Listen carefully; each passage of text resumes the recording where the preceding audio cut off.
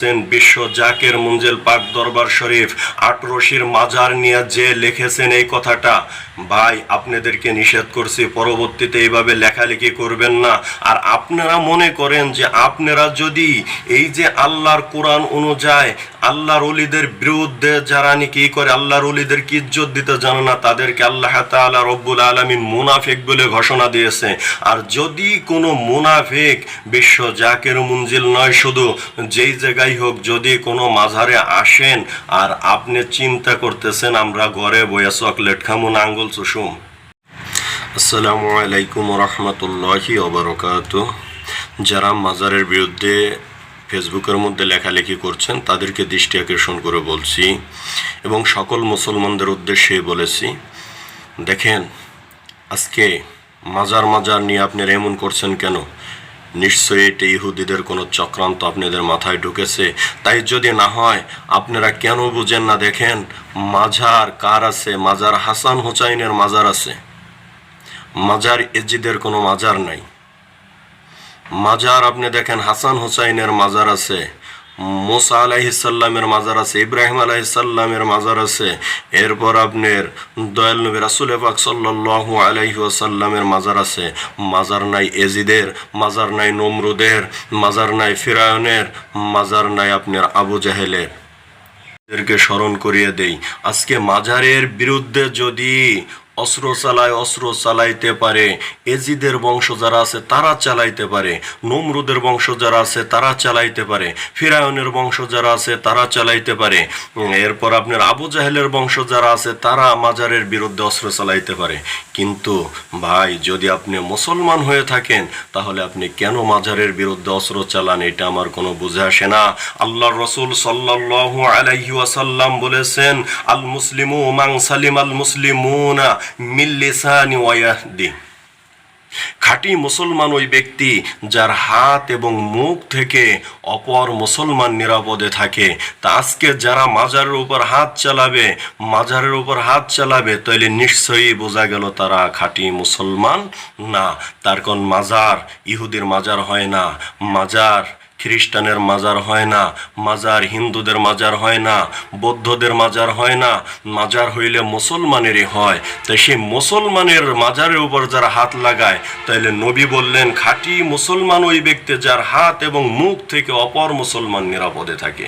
তাই যারাই এই কাজ করতে চান তাদের জন্য যদি এই দেশের ওলি আল্লাহদের মাজার নিরাপদে না থাকে, ওলি আল্লাহদের ভক্তরা নিরাপদে না থাকে, তাইলে নিঃসন্দেহে বোঝা যায় যে তারা খাঁটি মুসলমান না।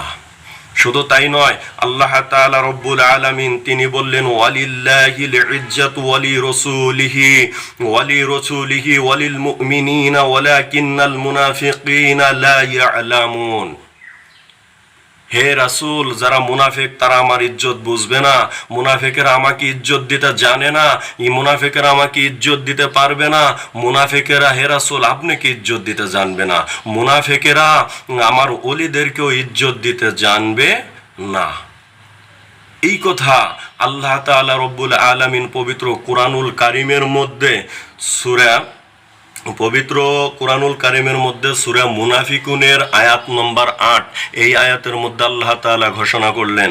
তাই প্লিজ ভাই আপনাদেরকে বলতেছি যে এই যে ফেসবুকের মধ্যে মাজার নিয়ে যারা বলেছেন বিশ্ব জাকের মুঞ্জেল পাক দরবার শরীফ 18 মাজার নিয়ে যে লিখেছেন এই কথাটা, ভাই আপনাদেরকে নিষেধ করছি পরবর্তীতে এইভাবে লেখালেখি করবেন না। আর আপনারা মনে করেন যে আপনারা যদি এই যে আল্লাহর কোরআন অনুযায়ী আল্লাহর ওলিদের বিরুদ্ধে যারা নাকি করে, আল্লাহর ওলিদেরকে ইজ্জত দিতে জানে না, তাদেরকে আল্লাহ তাআলা রব্বুল আলামিন মুনাফিক বলে ঘোষণা দিয়েছে। আর যদি কোনো মুনাফিক বিশ্ব জাকের মুঞ্জিল নয়, শুধু যেই জায়গায় হোক, যদি কোনো মাজারে আসেন আর আপনি চিন্তা করতেছেন আমরা ঘরে বইয়া চকলেট খামু না আঙ্গুল চুষুম,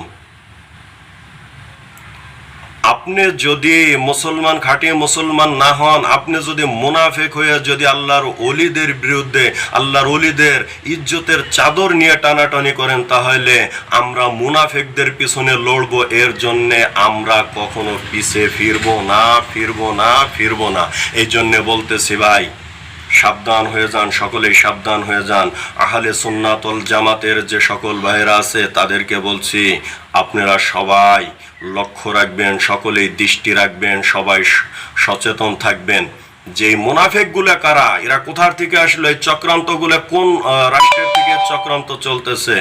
যেই দেশে মুসলমানের সঙ্গে এই একটা মাজার নিয়ে এইভাবে মুসলমানের সঙ্গে ঝগড়া লাগাইতেছে, নিশ্চয়ই এইটা ইহুদি রাষ্ট্রের কোনো চক্রান্ত, ইহুদি রাষ্ট্রের থেকেই এই চক্রান্ত খাটাইতেছে। কিন্তু কিছু মুসলমান না বুঝে, কিছু আলেমরাও না বুঝে এইটা তারা মুনাফিকের রাস্তায় চলে যাইতেছে। তাই বলতেছি, সকলে এখনো সময় আছে, এখনো সঠিক রাস্তায় ফিরে আসেন। আপনারা এইভাবে আল্লাহর ওলিদের মাজার নিয়ে কেউ কটুক্ত করবেন না, মাজারের উপর কোনো হামলা দেওয়ার জন্য চেষ্টা করবেন না।